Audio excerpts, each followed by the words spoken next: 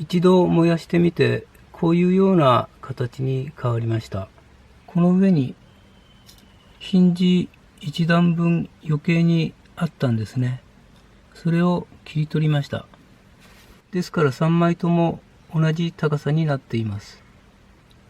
その分影響が出たのがここになります。これは三角の角に入るワイヤーピンなんですけども、そのスペーサーの部分ですね。この部分の長さがすべて35ミリになりました。他にはこの部分ですね。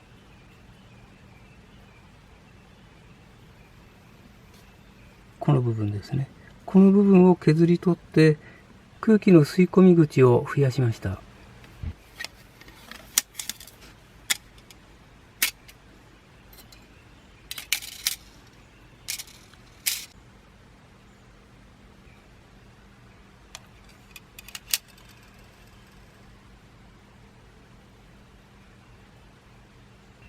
これで焚き火仕様になります。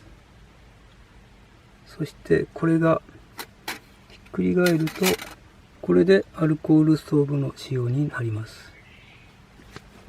アルコールストーブはウコン管ですね。それで作ってあります。そしてこのアルコールストーブはギリギリですね。ギリギリ押し込んで入るっていう形になります。アルコールストーブからクッカーまでの距離はこの穴の位置で変えられます。このようなマグカップもこんな感じで置くことができます。